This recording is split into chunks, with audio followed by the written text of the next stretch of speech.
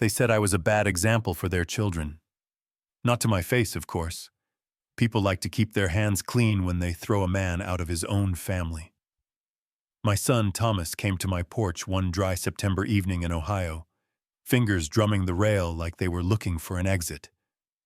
"Dad," he said, not meeting my eyes, "Kara thinks it's better if you don't come by for a while. The kids, she says you're not a good influence." "A good influence," I repeated, as if the words would fit if I tried them on. I'm Franklin Reed, 68 at the time, a retired machine technician who never learned how to retire. A man with a shop behind his house that smells like cedar and mineral oil, and the last thing I know how to do well. I taught Thomas how to swing a hammer without hitting his thumb. I taught him what true looks like on a square. I guess none of that counts when you can't afford the kind of quiet his wife prefers. He passed along her sentence like a weather report he didn't cause. "She says you argue too much. You tell old stories. You drink black coffee in front of them like it's brave." He laughed without humor. "She says you don't try to be liked." Then he touched my shoulder once. "I'm sorry, Dad. It's a strange thing to be evicted from a life you built. You don't pack a box. You pack a habit. You stop driving past the school at dismissal. You stop checking your phone at 5. You stop waiting for small voices to knock the dust off your front door with their laughter." And so I stopped. For 6 years, I didn't cross their threshold. I stacked excuses like lumber, straight and tight, so the wind wouldn't get in. But the world is not a straight board. It warps. It surprises you. The boy found me anyway. The first time Noah came, I heard the small, guilty knock you get from a child who has discovered the price of love. I opened the door to a kid with a backpack too big for his shoulders and a look I recognize from mirrors, stubborn, scared, and already sorry. "Mom's at the store," he said, words tumbling fast.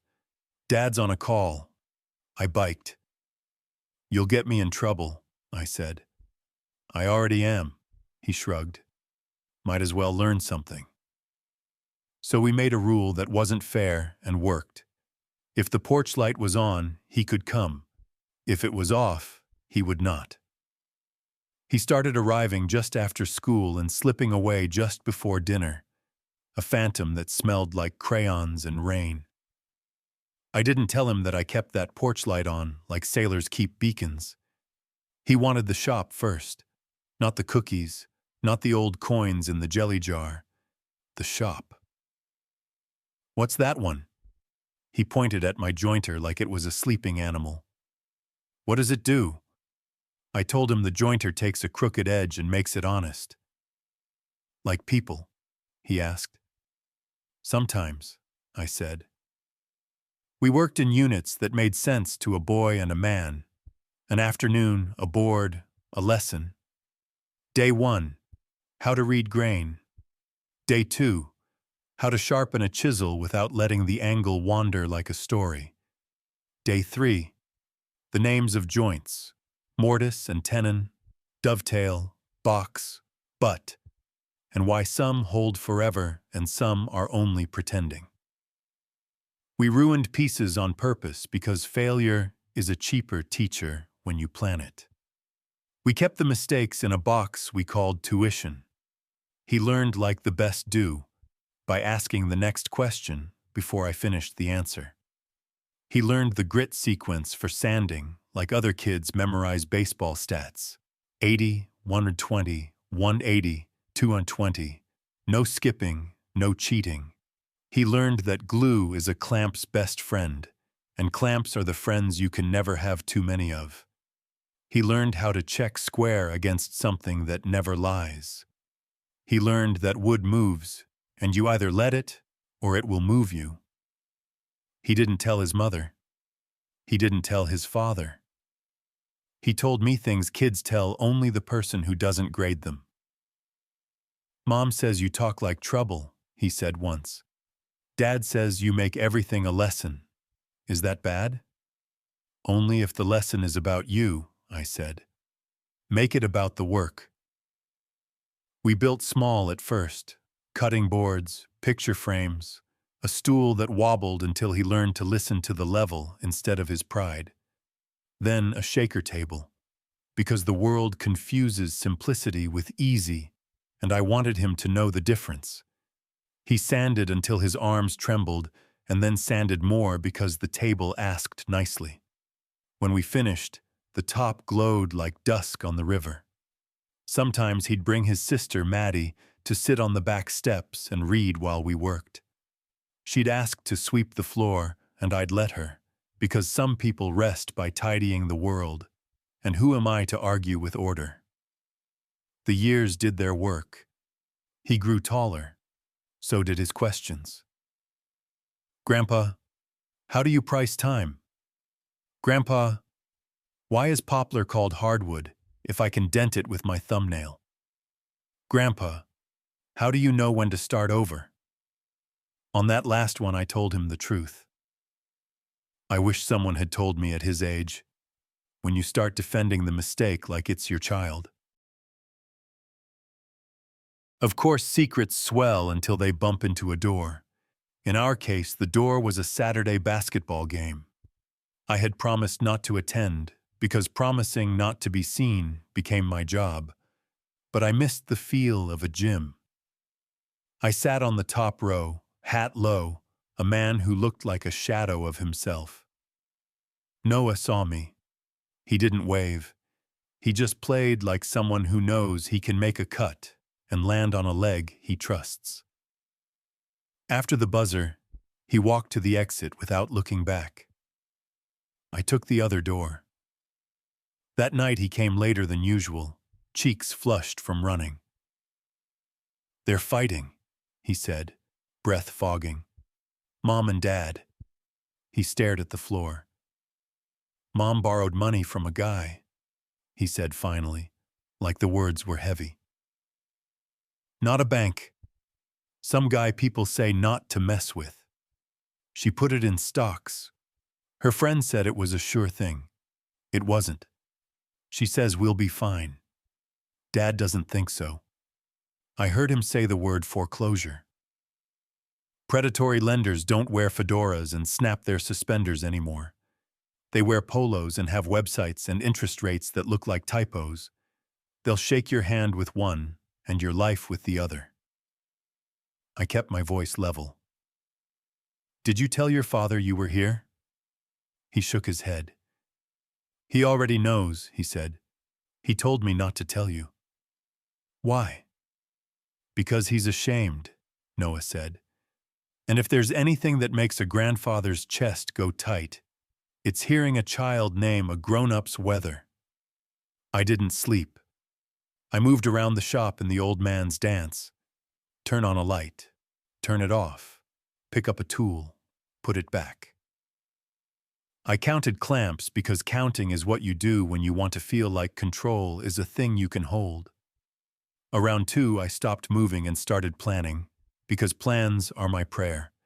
I didn't have cash to shove in a problem's mouth, but I had wood, hands, time, and a grandson who could turn all 3 into something people would fight to put in their homes. More important, I had a way to move fast without tripping. Pre-orders. Listen, I told Noah the next afternoon, spreading a pad of paper between us like a map. We're going to build a line we can replicate without lying. Solid woods, no veneers, no fancy curves. We can't repeat on a Tuesday when we're tired. 3 pieces to start. A coffee table, a bench, a pair of nightstands. We price honestly. Materials, time, 10% for mistakes we haven't met yet. We take deposits so we buy lumber with other people's faith instead of debt. We tell the truth in every sentence.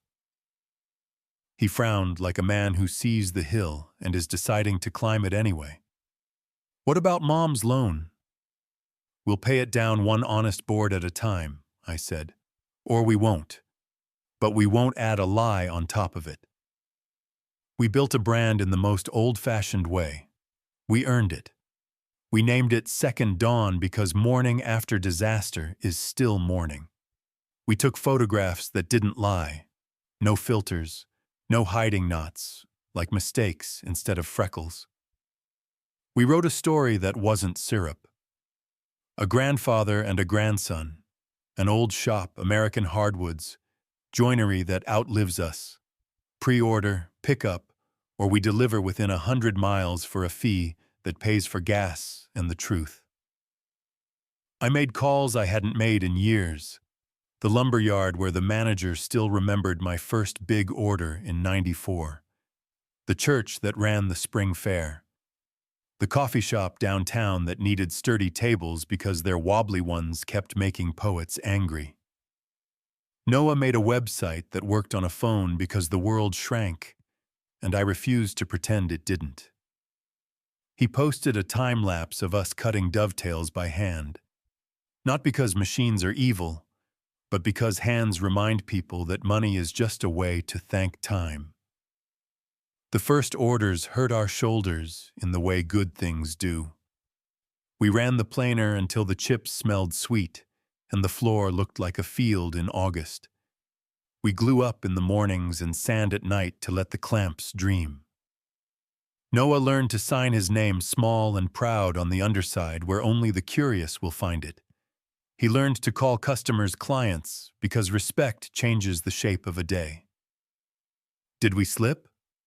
Of course. A bench cracked because we ignored acclamation. A finish blushed because the humidity lied. A client asked for a refund because life happened. We ate those mistakes like vegetables and grew. Meanwhile, the calls at Thomas's house turned ugly. The lender started leaving messages with snarls in them.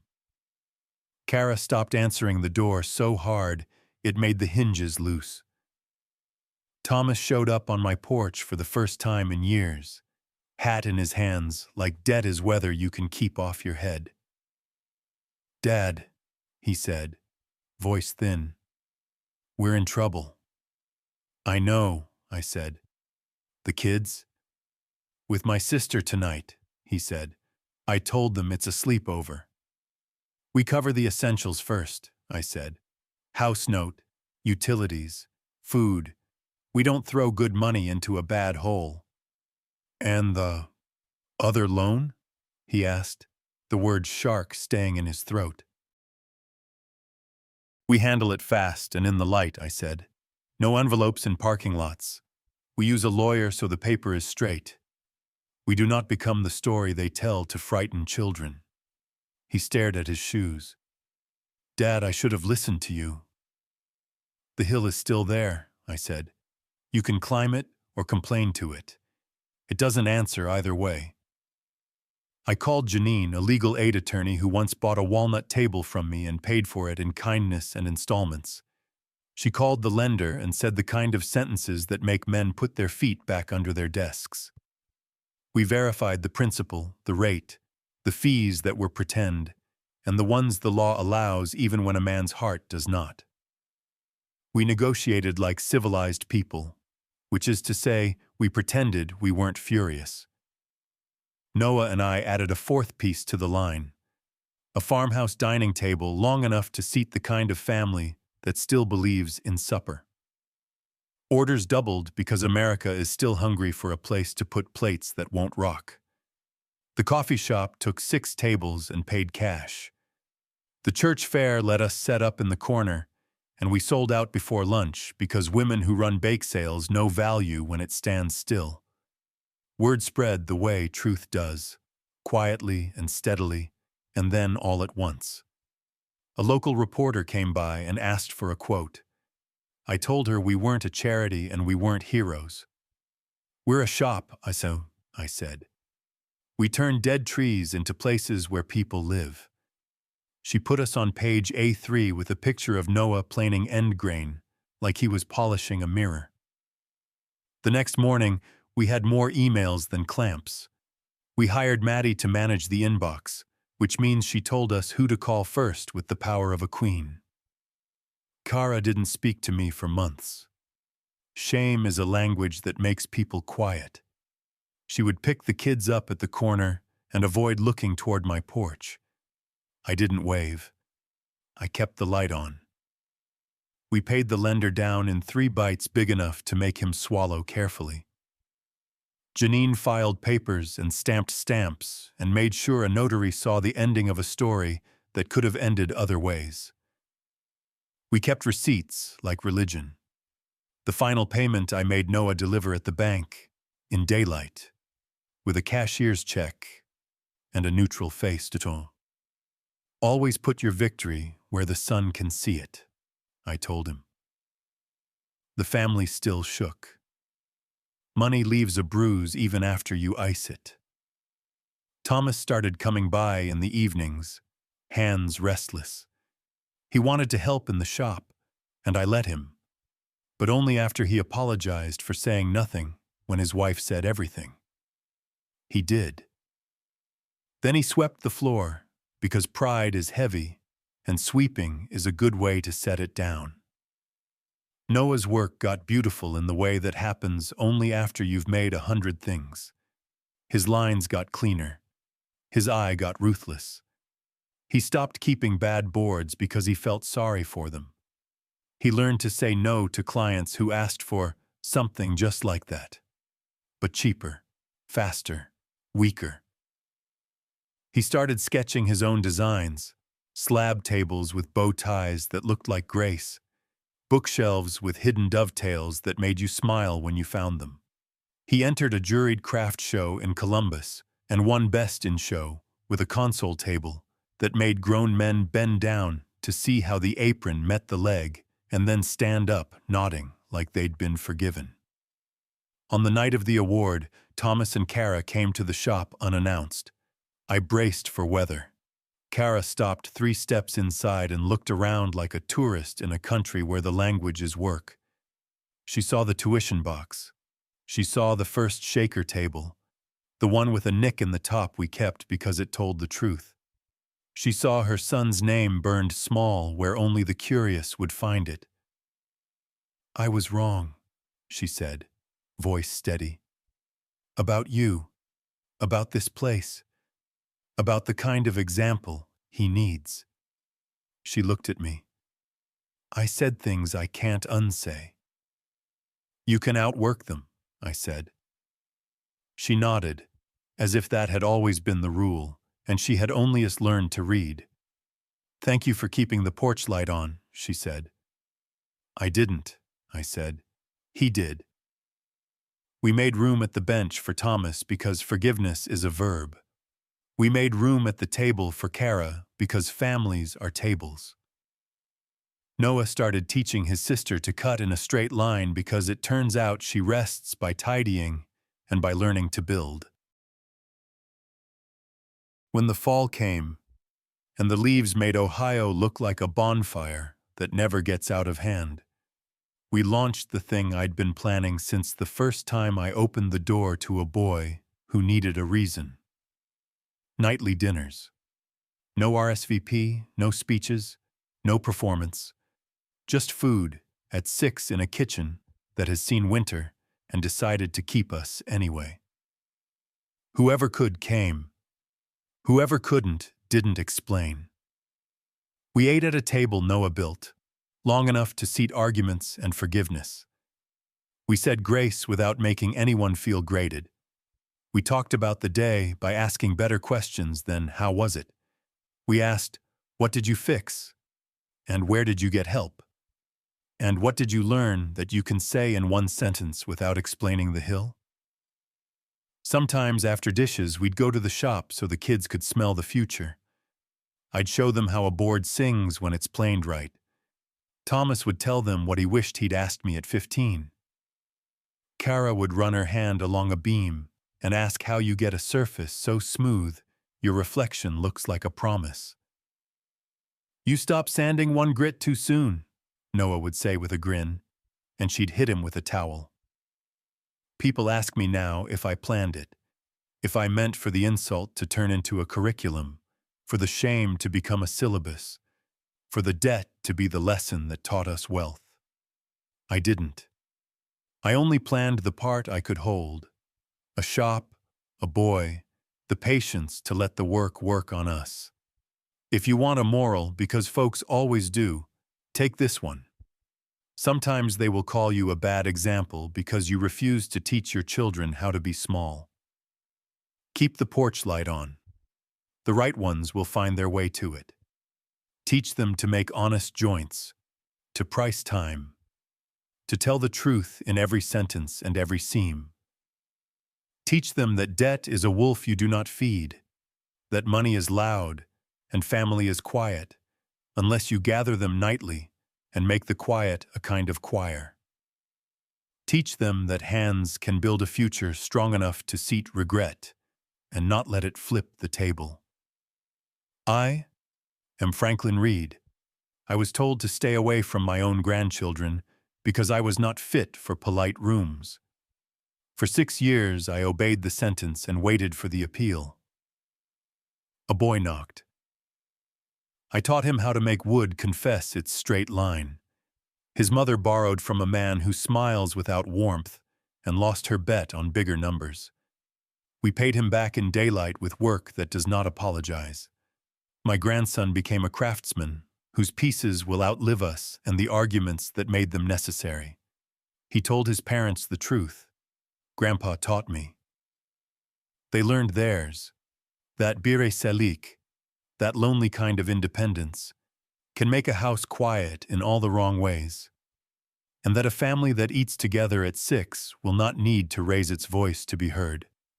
Now, most nights, we pass the bread down a table we built.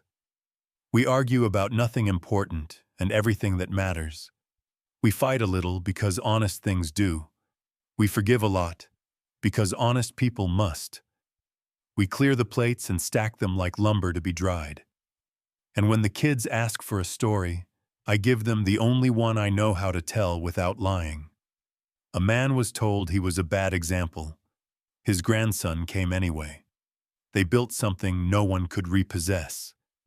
And after the story, we step out back so they can hear the shop's last heartbeat as it cools, and we flip off the porch light together. Not because we are done inviting, but because everyone we love is already inside.